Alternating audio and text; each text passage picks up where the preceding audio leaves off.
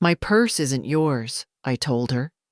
But Natalie had already slipped the strap off my shoulder like she was taking a coat from a rack. You don't need this anymore, she said, voice neat as a receipt, eyes moving over my living room the way appraisers do, measured, impersonal. The purse hung from her hand, soft with years of use, the leather warmed by my skin. I watched her thumb the clasp. It clicked open, like a small door in my chest. Mom, I'm simplifying things, she went on. You get confused with bills. I'll handle the expenditures. She used the word expenditures as if we were in a boardroom and not in the house I painted with my late husband, the house where the kettle knows when to sing for two. She sifted through my wallet. Cards, folded grocery lists, the picture of Adam in his marching band uniform, a pharmacy punch card with one square left to stamp. She didn't see any of it. She saw numbers, leverage, the problem of me. Give it back, I said, calm, even. I've learned calm isn't weakness, it's control. She slid my debit card into her phone case anyway, like she was putting a stamp into a collection. We're done with the old system, she said. I've already talked to the bank. They know I'm family. A small lie wears perfume. A big lie smells like solvent. This one burned my nose. Tea's on, I said, moving toward the kitchen because I needed the motion. When your balance is stolen in front of you, you start looking for handles. The kettle popped its lid, a little sigh. I poured water over the leaves, steady hands, strong wrists that folded 1,000 shirts for a laundry fundraiser when Natalie was 13 and didn't want to go. Funny what stays. She followed me, purse tucked under her arm like a trophy. Coffee for me, she said, as if we were in a cafe and I was anyone but her mother. We'll go by the bank after this. I'll get the limits raised. I'll set alerts. I can't keep bailing you out every time you forget a password. I don't forget, I said. I choose. She didn't hear it.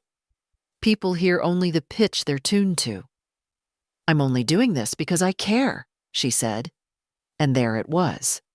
The cushion wrapped around the shove. You'll thank me when everything's streamlined. When water is forced into a narrow pipe, I said, it screams. The kettle made a thin sound just then, as if to back me up. I set a cup in front of her. She didn't touch it. She was all movement, notifications lighting her screen, messages from her husband, a photo of a lamp she wanted for their dining room. My purse sat between us, small and faithful. I sat. I took in my own house.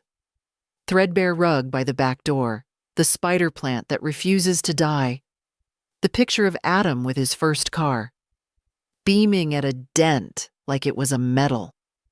I heard a bird testing notes on the gutter. Life kept moving in its humble gears while my daughter counted the teeth. Natalie, I said, and she glanced up. My girl is 48 and still doesn't hold a gaze for more than 3 seconds when she's doing something she shouldn't. We're not going to the bank together. She blinked, stared, then smiled the way you smile at a stubborn child.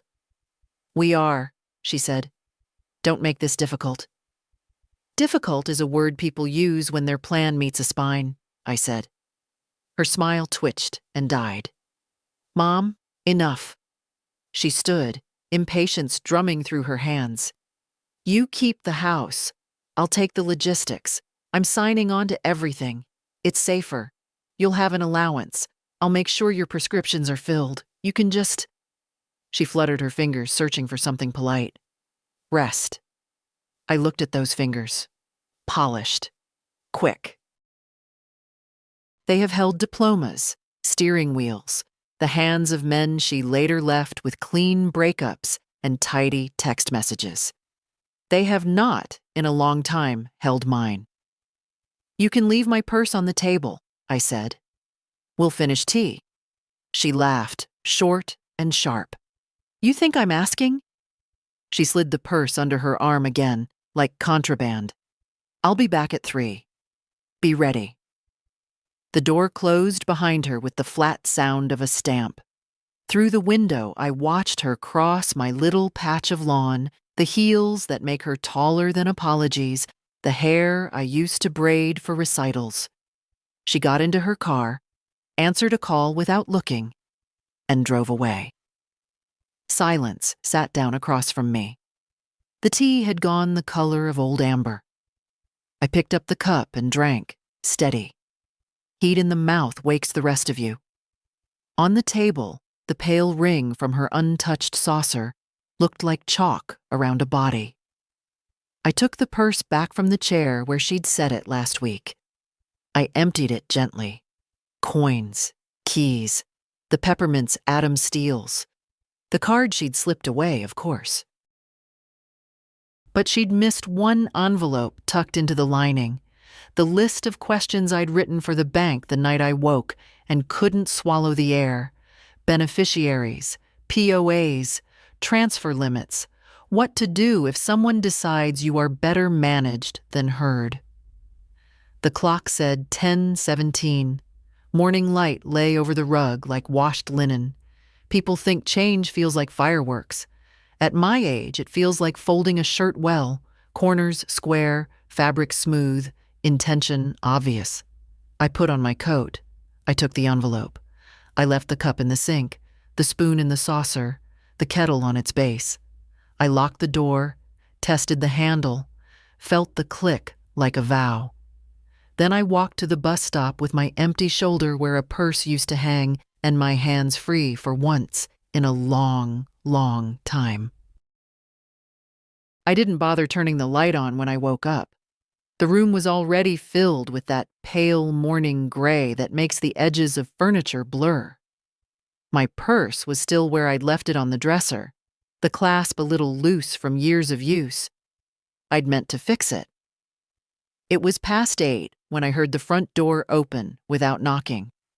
Only one person in my life has that kind of confidence. Ava. She came in briskly, smelling of expensive perfume, her heels clicking against my worn floorboards. She didn't bother with a hello. Instead, she walked straight to my dresser, picked up my purse, and looked me dead in the eye. "You don't need this anymore," she said flatly. Not angry, not joking, just a cold fact in her mind. I sat up slowly, my joints reminding me that I am not 30 anymore. "Put it back." "You're 78, Mom," she continued as if I didn't know. "It's not safe for you to manage your own money. I've talked to Brian, and we think it's time I took over. You'll still have everything you need. We'll make sure of it."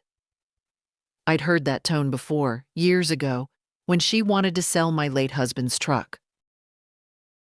"It's not practical," she'd said then. Now she was using it on my life. "Leave it," I repeated. She sighed, the way a teacher sighs at a slow student. "Don't be stubborn. You could get scammed, or forget to pay bills. Let's make this easier for everyone." Her hand tightened on the strap. I realized then she wasn't here to talk. She was here to take. I stood up, slow but steady. "Ava, I'm going to make some tea. When I come back, I expect my purse to be where it was." She gave me a small smile, the kind that never reached her eyes. "You'll thank me later." I walked into the kitchen, put the kettle on, and picked up the phone. The bank answered on the second ring. "This is Margaret Henley. I'd like to close my primary account. Today." The clerk hesitated. "Mrs. Henley, that account has—" "Yes, I know exactly what it has. I'll be in before lunch to sign whatever you need. But until then, freeze it. All of it." A pause, then. "Understood, ma'am. We can temporarily block all transactions until your visit." "Good." I hung up. The kettle was still heating when I returned to the bedroom. The purse was gone. So was Ava. I was at the bank by 10. The morning air had that sharpness August sometimes carries, like it's warning you summer is nearly done. I stepped off the bus and stood for a moment on the sidewalk, letting the warmth from the bricks seep through my shoes. People hurried past, coffee cups, phones pressed to ears, all of them busy with their own concerns. Inside, the bank smelled faintly of polish and printer ink.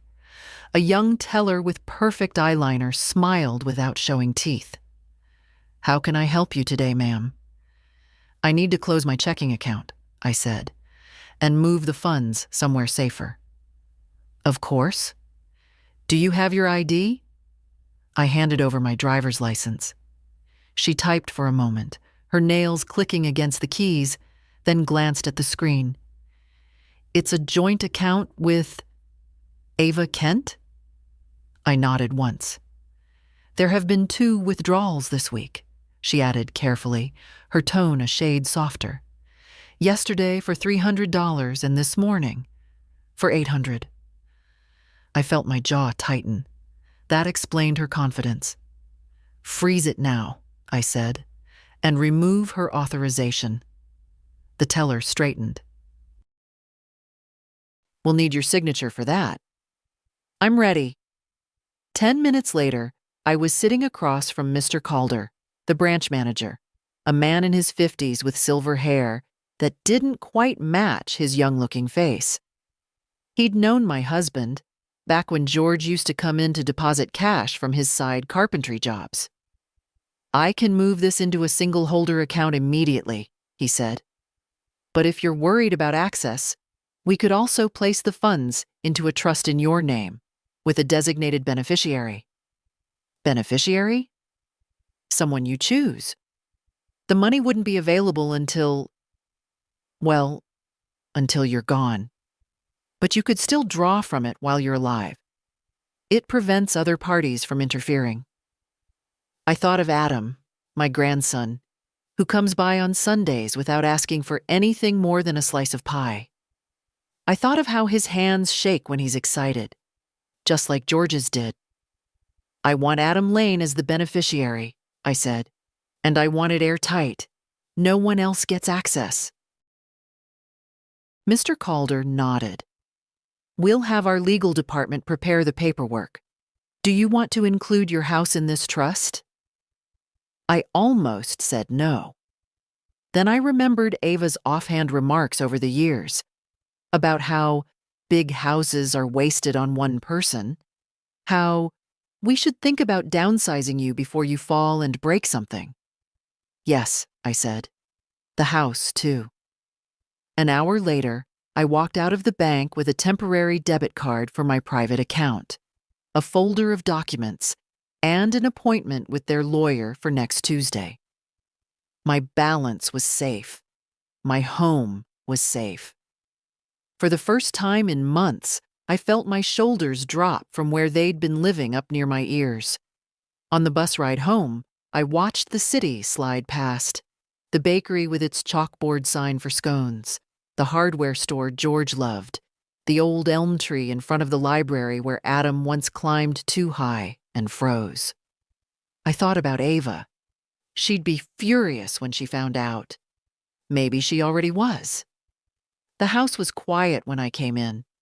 My purse was on the hall table, emptied of everything except a single crumpled receipt for milk. She'd even taken the coins. I set it aside. At 2, the phone rang. "Mom, hi," Ava said, voice bright and false. "I went ahead and paid some bills for you this morning, just to help out." "Thank you," I said, as evenly as I could. "Though I took care of my banking today, everything's in order." There was a pause. I could almost hear her blinking. "Oh? What do you mean?" "I mean," I said, "that I've arranged things so no one has to worry about my finances anymore. No one at all." Her voice cooled. "Mom, I wish you'd talk to me before making big decisions. It's not safe." "I know exactly what's safe for me," I interrupted. "And what isn't?" Another pause, then a clipped, Fine. I just wanted to help. I'm sure you did, I said, and hung up before she could dress that sentence in guilt. I made tea after that, letting the leaves steep until the water went nearly black. Out the window, the neighbor's cat walked the fence, tail high, moving like it owned the day. I decided I would too. I didn't tell Adam what had happened. When he came by that Sunday afternoon, carrying a paper bag that smelled faintly of cinnamon rolls, I smiled like nothing was different. He sat at the kitchen table, stretching his legs out in that awkward way tall boys do, talking about a group project he was stuck on. It's like herding cats, he said, tearing his roll in half. Nobody answers messages until midnight, and then they want to meet at 7 a.m. I'm doing all the work. Sounds like you're learning an important life skill, I said, pouring his tea. Carrying more than your share. He grinned. Guess I get that from you. I didn't want to dampen his mood by telling him about Ava's little visit, or the withdrawals. That would come later, when it was time. For now, I wanted to keep our Sunday ritual intact. Pie, tea, and talk, uninterrupted by the sort of ugliness that can harden a young man's heart too soon. Still, I found myself studying him when he laughed, thinking about how quickly time moves. I remembered the first day I babysat him alone, Ava dropping him off with a bag full of bottles and instructions that might as well have been written in a foreign language. He'd looked up at me from his blanket, utterly trusting. That kind of trust is a currency you can spend only once. After he left, the house felt quieter than usual. I wandered into the bedroom and opened the top drawer of my dresser. Under a stack of scarves lay the small brown envelope I'd brought home from the bank. I slid it out and opened it, looking again at the preliminary trust paperwork. My name. Adam's name. The house and funds clearly listed. It felt solid in my hands, like a lock clicking shut. That night, I dreamt of George. Not the sick George from the hospital bed, but the one with strong hands and a tan from working outside. In the dream, we were painting the kitchen. He was standing on a chair, telling me to keep the brush wet, while I pretended not to notice he'd already dripped green on the floor. I woke smiling, then felt that small, hollow ache when you realize the person you miss most is still gone.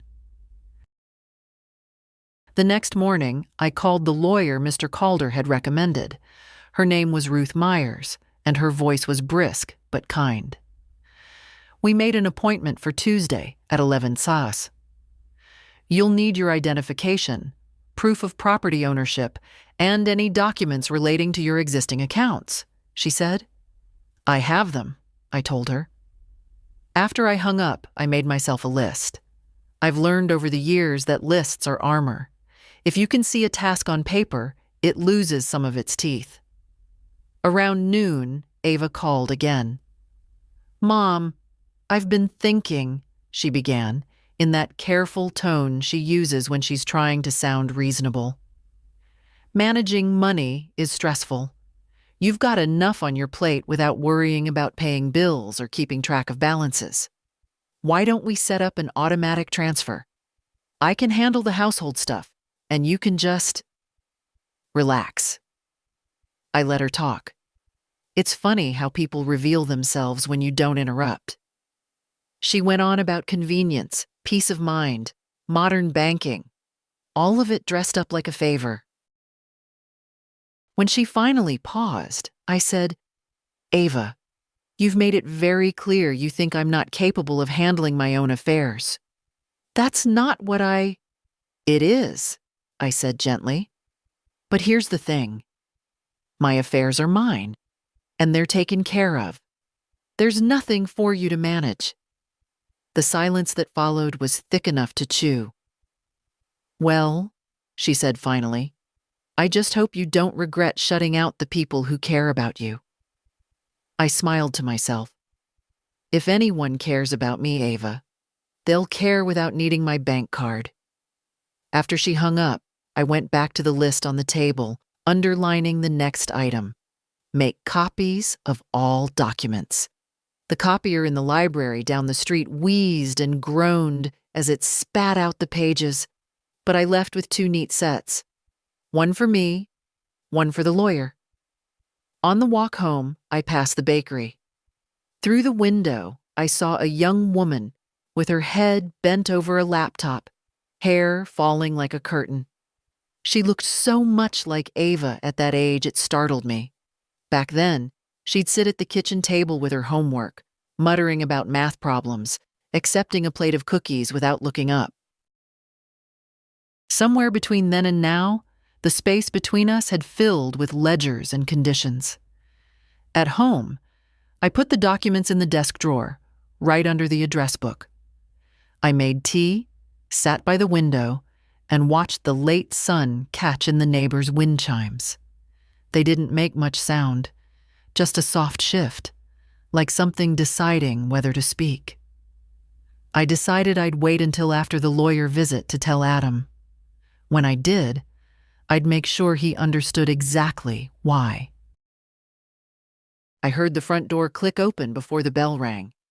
Garrett never did have patience. "Mom, we have to talk," he said, stepping inside without waiting for an answer. His face was tight, jaw clenched. "Marissa's furious. Toby's stranded in the city without gas money.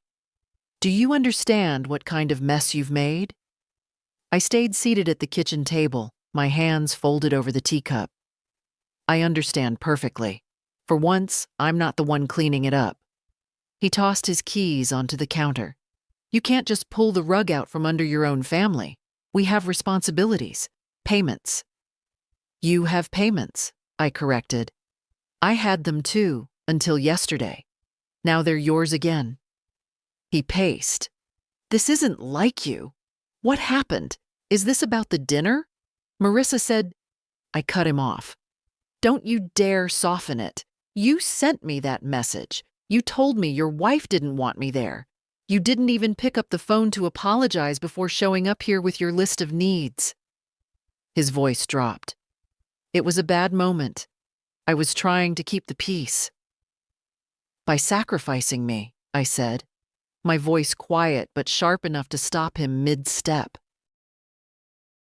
"You've been keeping the peace for years that way, and I've been paying for it." He finally sat down, rubbing his forehead. "We're in over our heads. Without your help, we could lose the house. Do you want that on your conscience?" "No, Garrett. I don't want a house I paid for to be my leash. And if losing it is what it takes for you to remember how to stand on your own 2 feet, then maybe it's worth it." He stared at me for a long moment, then tried a different tactic, soft, almost pleading. "Mom, we're family." "We are," I said. "Which is why I hoped respect might come with it. But you've made it clear it doesn't." The kettle clicked off behind me. I poured the water, the steam rising between us like a curtain. "Tea?" I asked. He shook his head. "I can't believe you're doing this." "I can't believe it took me this long," I replied. For a moment, neither of us spoke. He drummed his fingers on the table and I sipped my tea, letting the silence settle the way it always does before a storm passes, or breaks. Finally, he pushed back his chair. "Fine. But when things fall apart, don't expect us to come running back here with smiles." "You've made your choice." I met his eyes. "Yes, Garrett. I finally have." He left without slamming the door, but the sound of his car pulling away was louder than any argument we'd ever had. The house was still again. I rinsed my cup, dried it, and set it back in its place. Through the window, the late afternoon light slanted across the garden, catching on the old roses James had planted decades ago. They'd bloomed this year without anyone tending them, stubborn and unapologetic.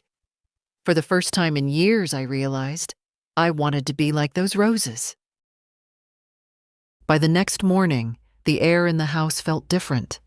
Still quiet, but not heavy. The kind of quiet that lets you think without feeling watched.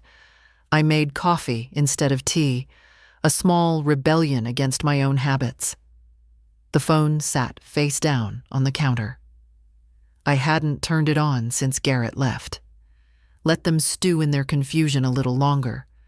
I had an appointment at the bank at 10, and I intended to walk in without the weight of their voices in my ear.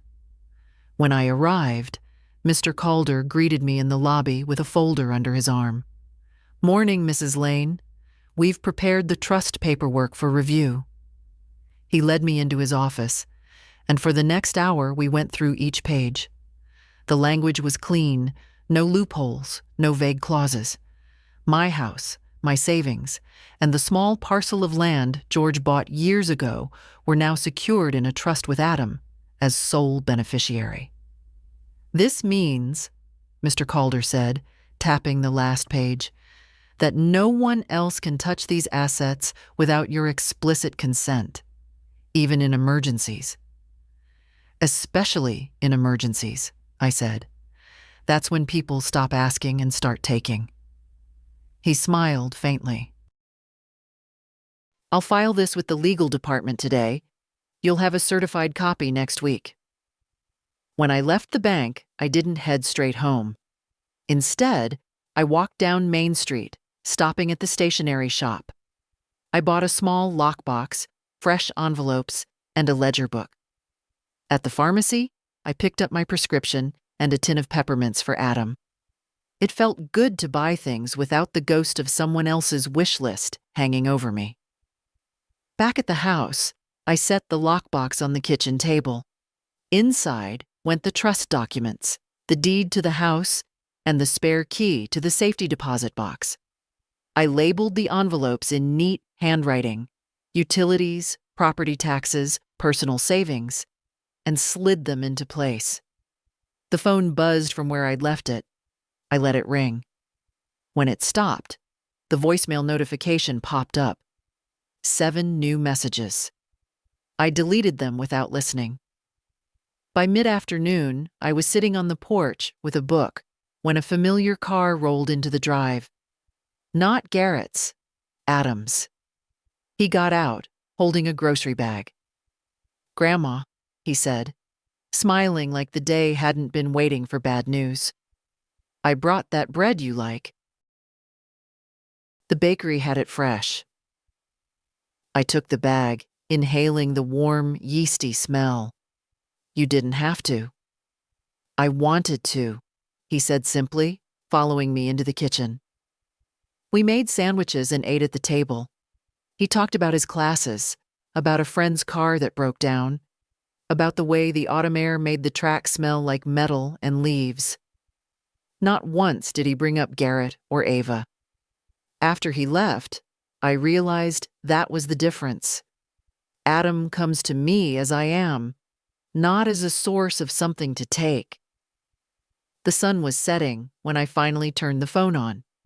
A new message appeared almost immediately. From Ava. "I can't believe you're doing this to your own daughter. We'll see about getting the bank to reverse it." I stared at it for a moment, then typed back, "They won't, and you should stop trying." A few minutes later, she replied, "You're making a mistake you'll regret." I locked the screen and set the phone down. Some mistakes, I thought, are worth making, especially when they're not mistakes at all. That night, I slept with the lockbox on the dresser beside my bed. It wasn't the money that comforted me. It was the fact that for the first time in years, I knew it was safe, and so was I. It was Tuesday when I walked into Ruth Meyer's office. Her desk was stacked with neat piles of paper, each bound with a clip, and the faint smell of lemon polish hung in the air. She stood as I entered, a small woman in her 60s, with hair cropped close to her head and eyes that didn't waste time. "Mrs. Lane, Mr. Calder filled me in," she said, gesturing to the chair across from hers. "I understand we're finalizing your trust today." "Yes," I said, settling in. "And I want it absolutely secure.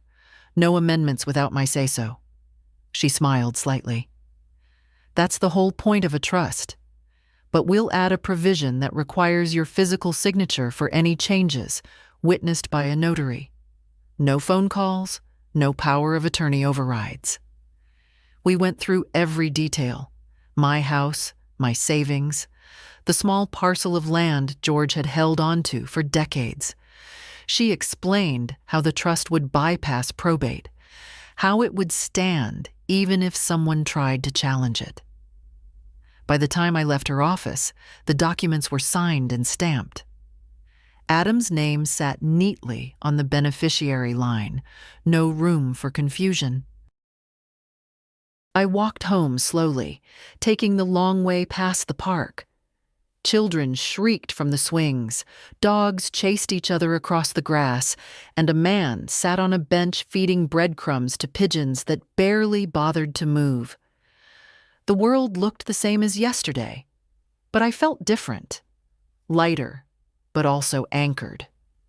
When I got home, the answering machine light was blinking.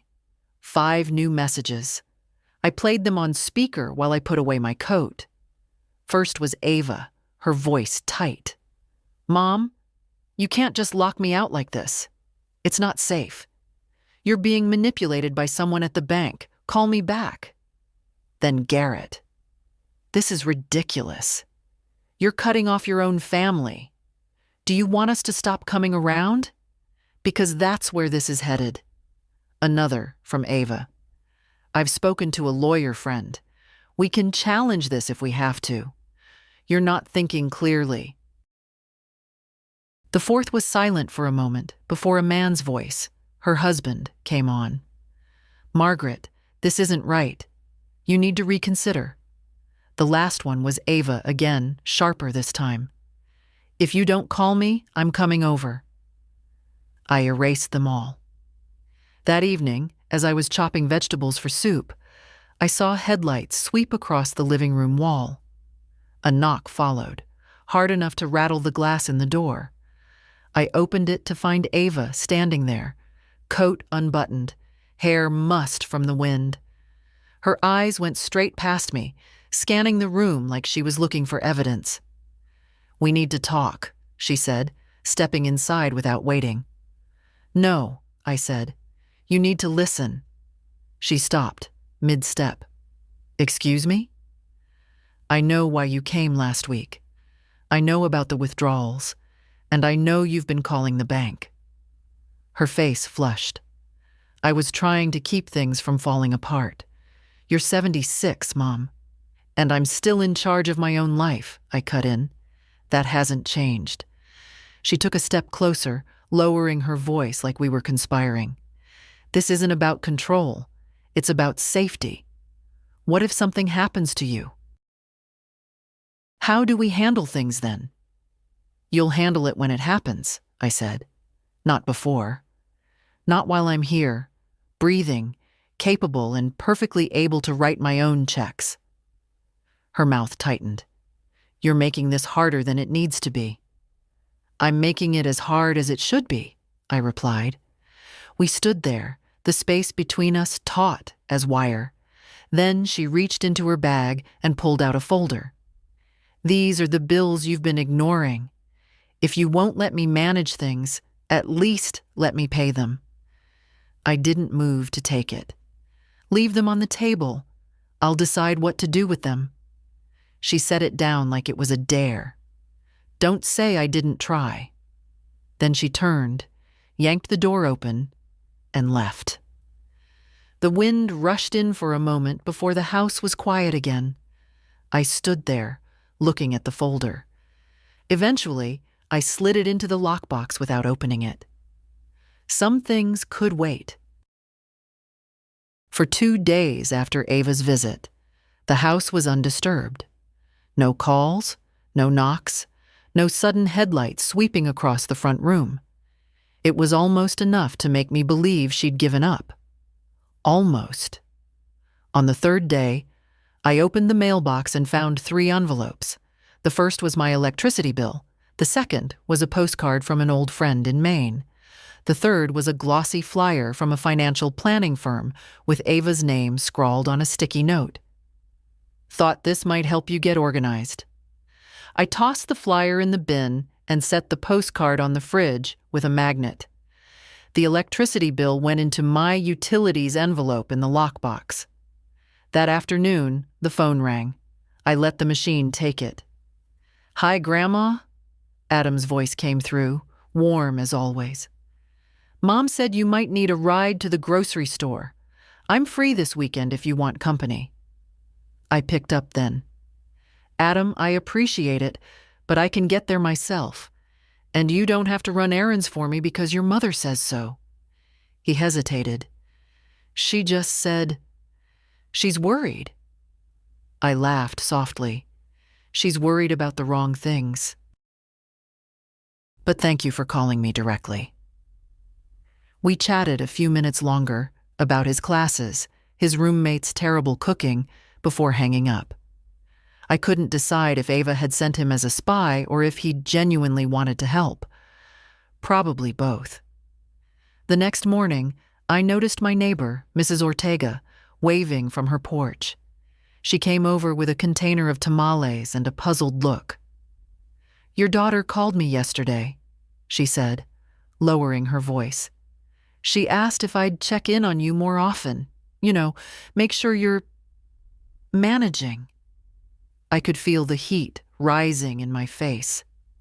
Did she now?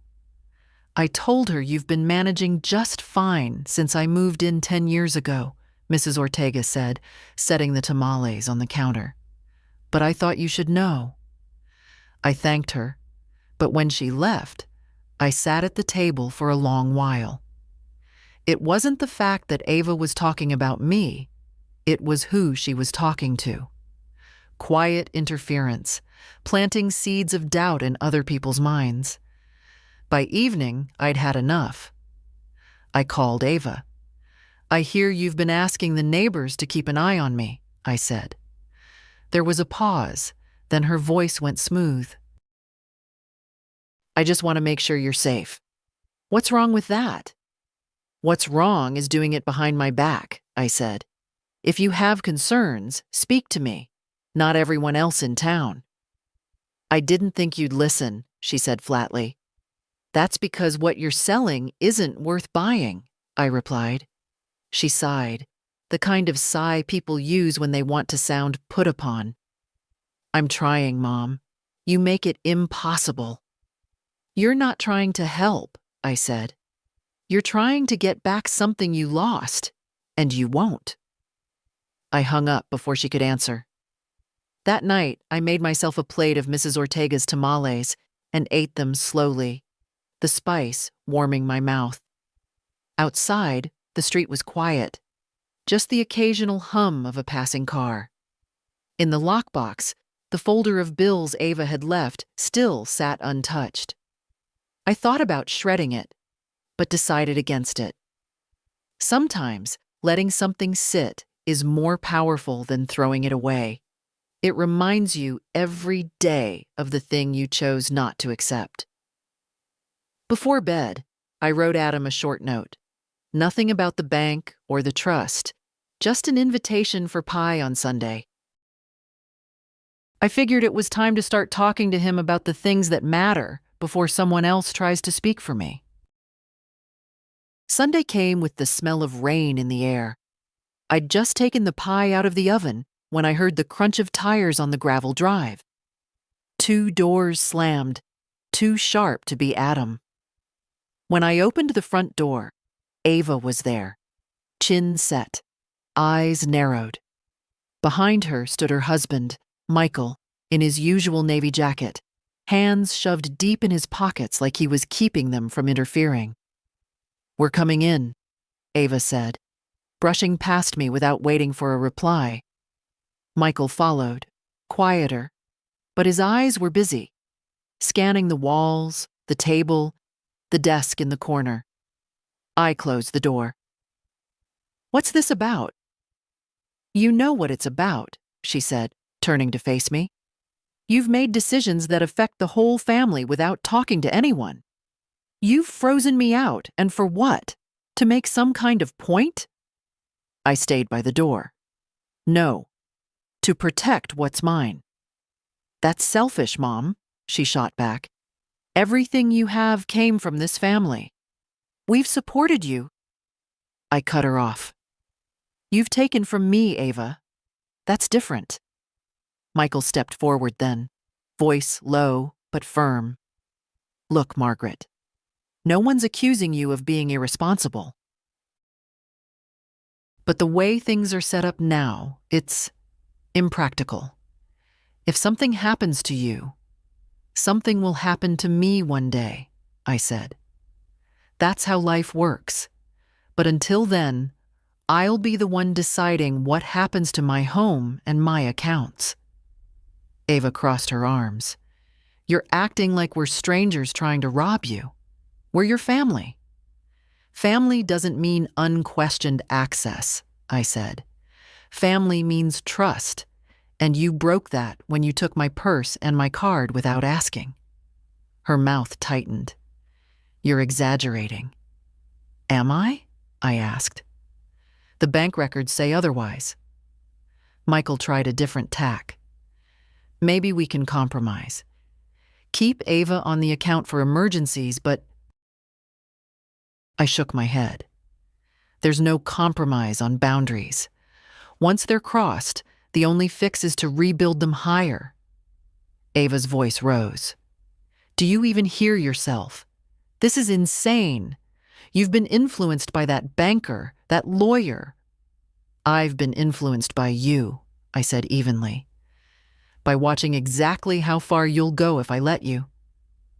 The silence after that was heavy. Ava's gaze darted to the folder on the side table, the one she'd left here 2 weeks ago. "Have you even looked at those bills?" she demanded. "They're where they belong," I said. "In my keeping, not yours." She stepped toward the table. I moved before she could reach it, placing myself in her path. "Don't," I said.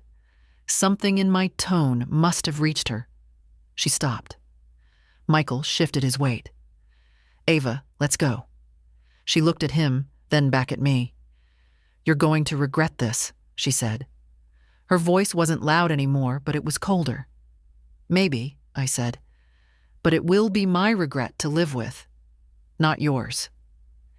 They left together, the door clicking shut behind them. Through the front window, I watched their car back out too fast, gravel spitting from the tires.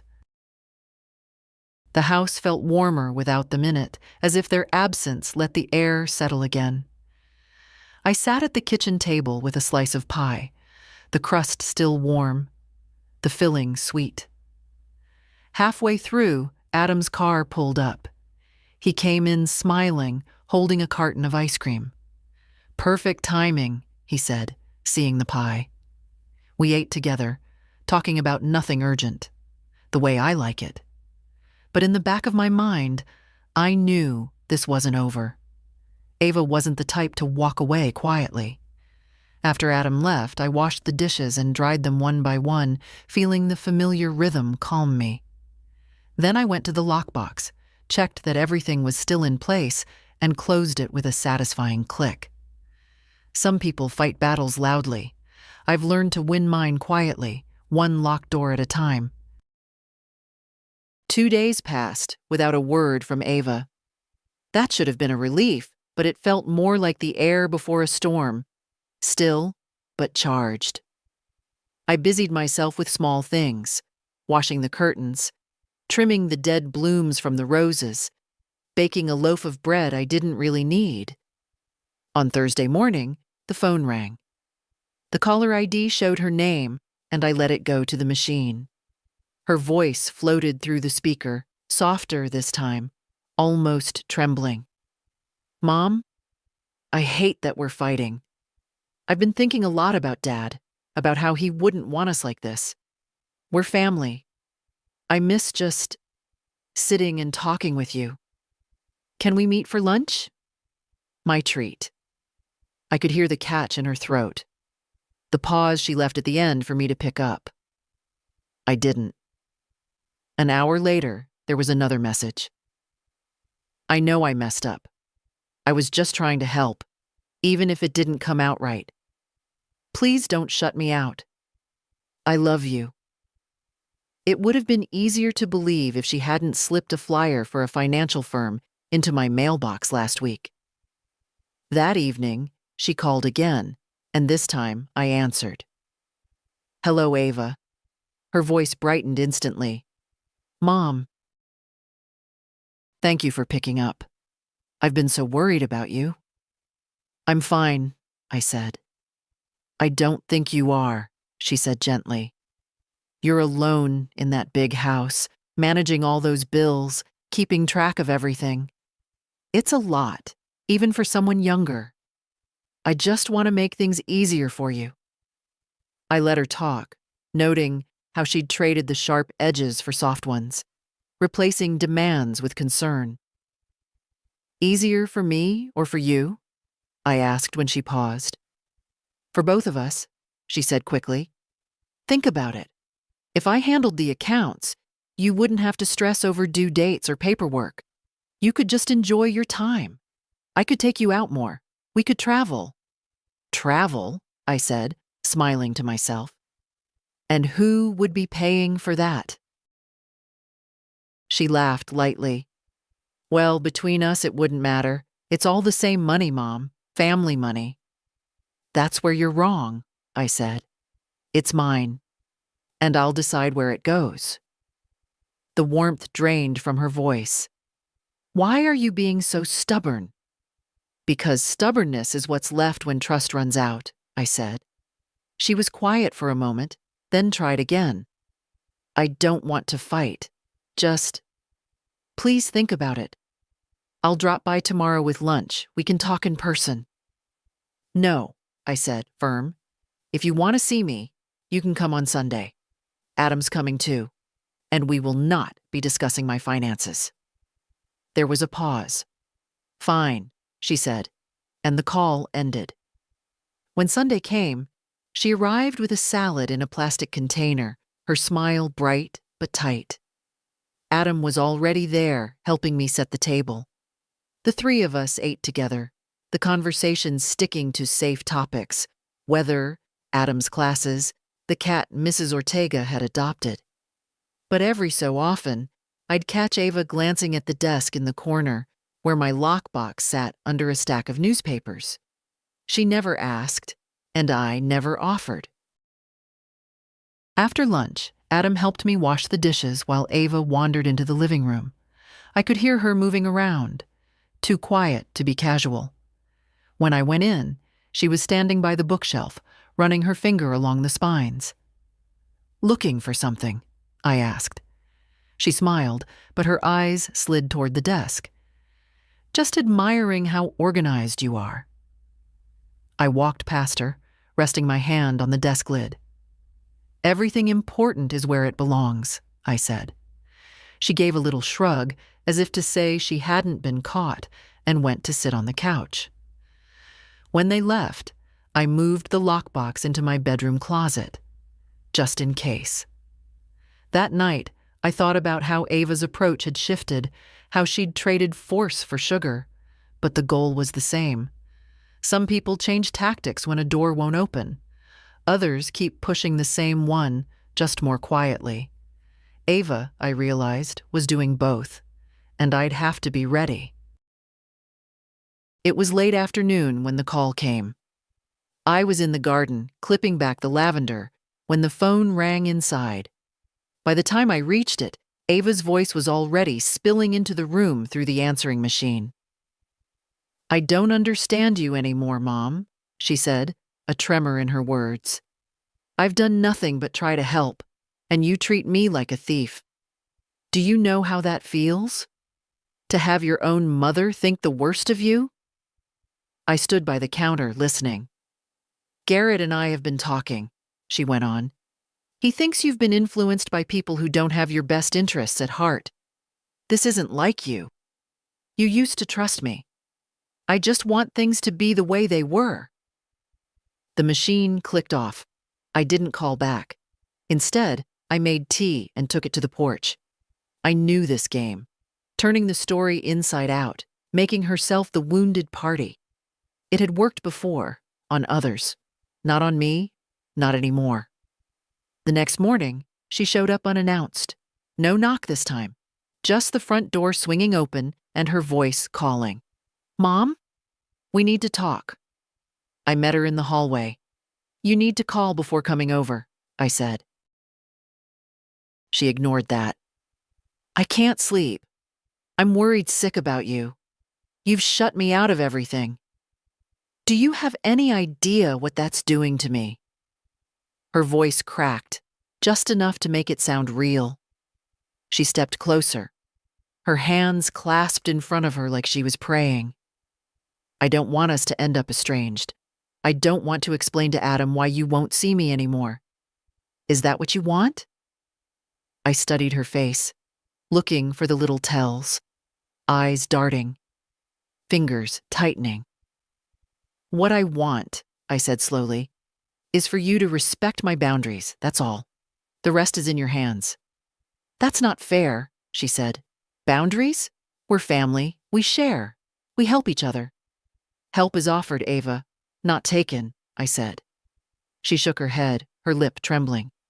"You make it sound like I've done something terrible. I was trying to protect you. You're not as sharp as you used to be." I held up my hand. "Stop there." My voice was calm, but it had that edge I reserve for moments when I won't be moved. "Do not confuse age with weakness. I know exactly what I'm doing." Her eyes filled, but I'd seen those tears before. They could come and go on cue. "I'm your daughter," she said, softer now. "If you can't trust me, who can you trust?" "Myself," I said simply. For a moment, the only sound was the clock in the kitchen. Then she turned away, wiping at her cheek. "Fine. Keep pushing me out. Don't come to me when you need something." "I won't," I said. She froze for half a second, maybe expecting me to soften. When I didn't, she left without another word, the door closing harder than it needed to. The house settled back into its quiet. I went to the window and watched her car pull away, the taillights bright against the afternoon haze. Later, I found Adam's number in my address book and called him. "Pie on Sunday," I said when he answered. "Bring your appetite." He laughed. "Always." I didn't mention Ava's visit, but I knew the time was coming when I'd have to tell him the whole truth, not just for his sake, but so there would be one person in the family who knew exactly how the line had been drawn. That evening, I put the kettle on again. Some people use sugar to sweeten the bitter. I prefer to taste it plain. It reminds me why I don't want it in my cup. Sunday came with a clear blue sky, the kind that makes you want to open all the windows. I had the pie cooling on the counter when Adam arrived, carrying a brown paper bag that smelled faintly of coffee beans. "Figured you could use a refill," he said, setting it on the table. We sat down with our plates, and for a while, we just talked about ordinary things. His midterms, a concert he'd gone to, the neighbor's new dog that barked at everything but birds. But the longer we sat, the more I felt that pull in my chest. It was time. "Adam," I said, setting my fork down, "I need to tell you something, and I'm asking you to just listen until I'm done." His brows drew together. "Okay." I told him everything. Not the softened version, not the polite omissions, everything. About Ava coming here and taking my purse, about the withdrawals from the joint account, about the bank, the trust, the visits and the calls. He didn't interrupt, but I could see his jaw tightening, his shoulders going rigid. When I finished, he let out a slow breath.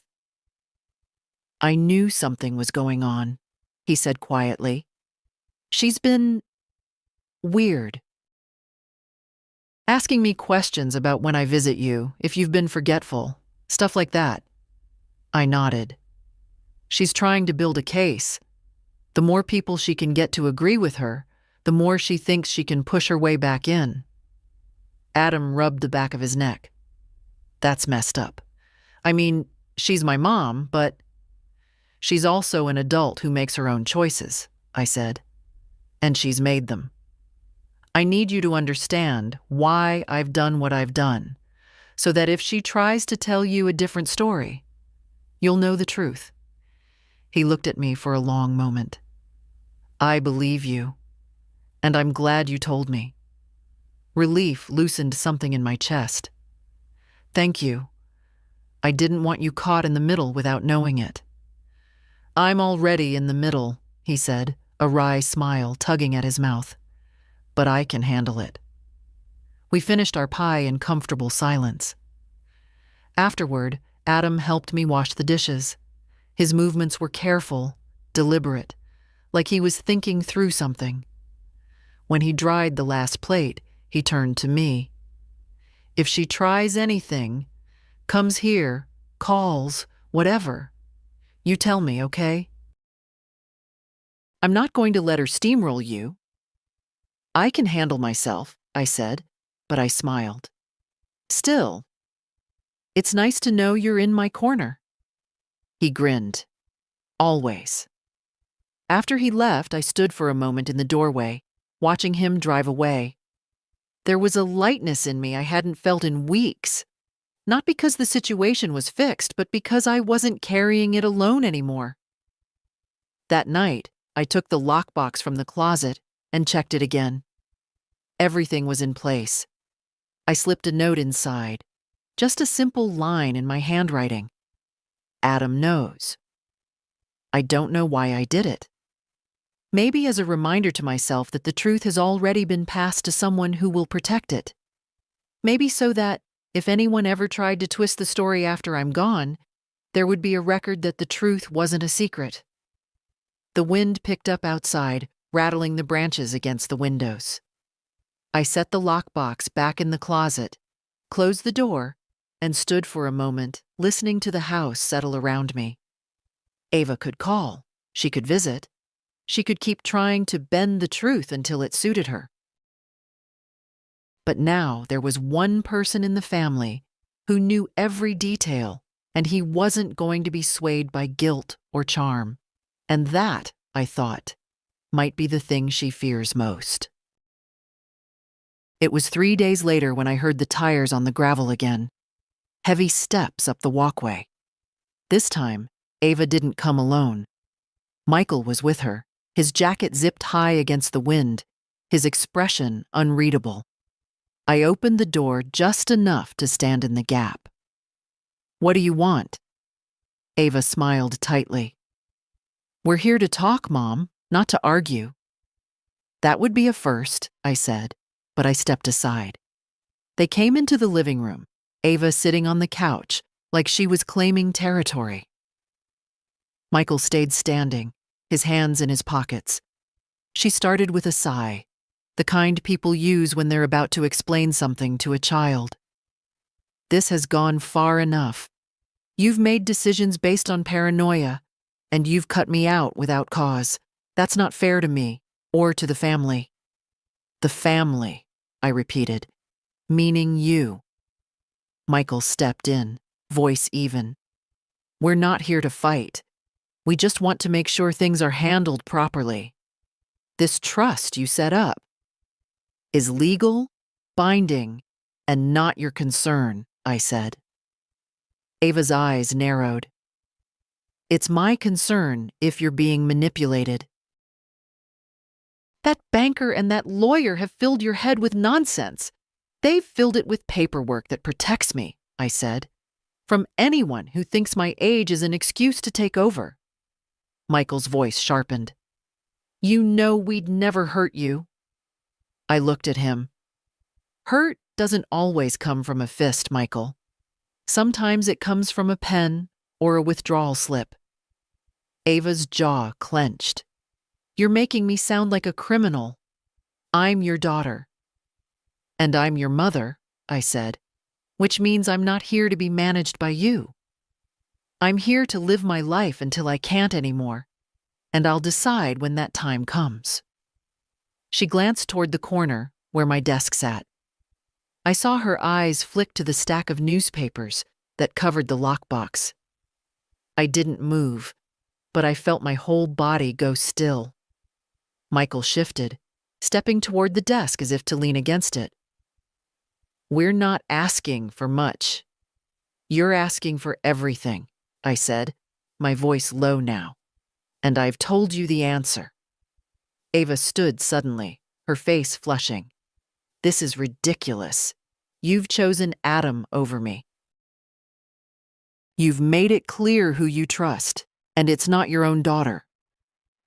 I've chosen the person who doesn't treat me like a vault to be cracked," I said. Michael stepped forward again.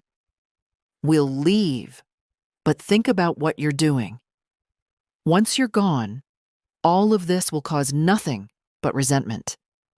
Is that what you want your legacy to be?" "My legacy," I said, "will be knowing I kept control of my life until the end. Resentment is someone else's problem." Ava's voice dropped, almost to a whisper. "You'll regret this, Mom." I met her eyes. I've regretted being too generous. I've never regretted being careful. The silence that followed was thick. Finally, Michael put a hand on her arm, guiding her toward the door. She didn't look back. When they were gone, I locked the door and went to the window. Their car sat at the end of the drive for a long moment before finally turning onto the road. I sat at the kitchen table with a cup of tea, letting the steam rise between my hands. I thought about how they'd come here today, not to convince me, but to pressure me together, as if strength in numbers would make me fold. But they'd left with nothing.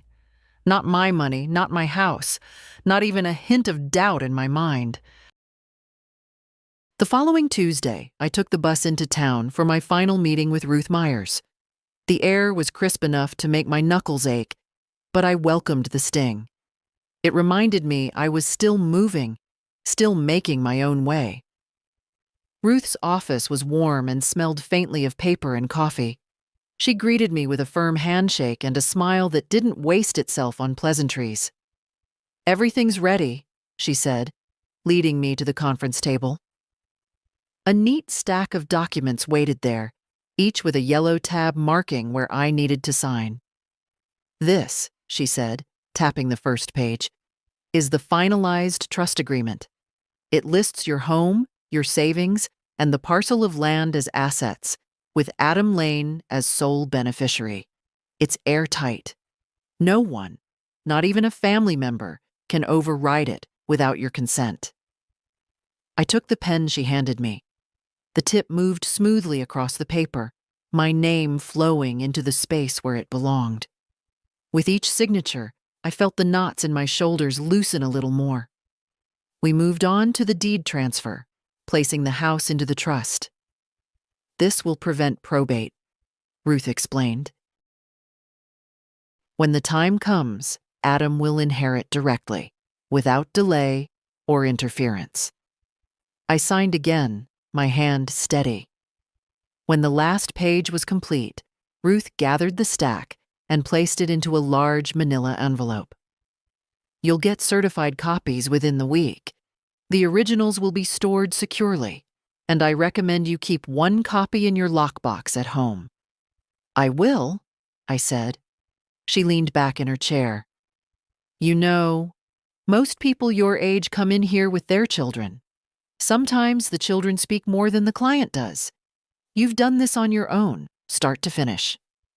I've learned that if you want your voice heard, you have to be the one speaking," I said. Ruth smiled. Wise words. When I left her office, the sun was high enough to cast long shadows down Main Street. I decided to walk instead of taking the bus right away. I stopped at the bakery for a loaf of sourdough and a small coffee. The girl behind the counter knew me by name and slipped a cinnamon bun into the bag on the house.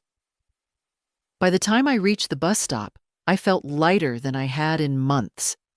Not because I thought Ava would stop trying, she wouldn't, but because the matter was no longer open for debate. The papers were signed, sealed, and filed. It was done. Back home, I made myself a simple lunch and sat at the kitchen table with the lockbox in front of me. I unlocked it, placed the manila envelope inside, and closed it with a firm click. Then I slid the box back into the closet under a folded quilt. The phone rang once, then twice, before the machine picked up. Ava's voice filled the kitchen again, smooth and practiced. "Mom, I heard you've been back to the lawyer. I wish you'd told me. We could have gone together, figured this out as a family." I didn't answer. She went on, her tone dipping into something almost tender. "I know you think I'm after your money. That's not true. I just want to make sure you're safe. We can still fix this. Call me." The message ended. I sat for a moment, sipping my tea, thinking about how much time she must spend rehearsing these words. Later that evening, Adam called. "How did it go?" he asked. "Done," I said. "It's all in writing now."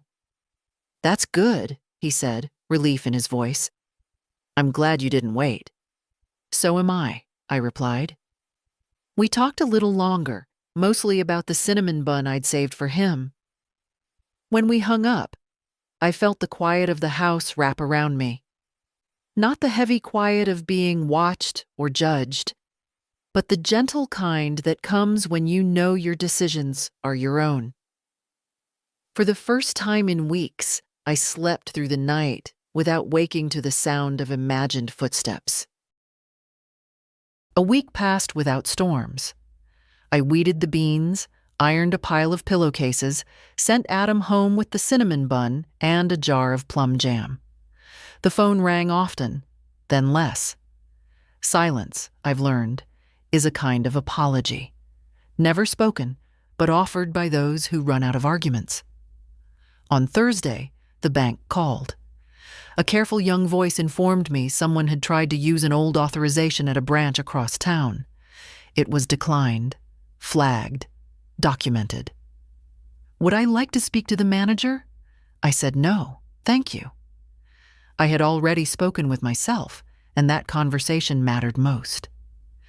By Saturday, the sky had cleared into the color of a good enamel bowl. I baked a small chicken, set the table for one, and opened the windows. The knock came just before 4.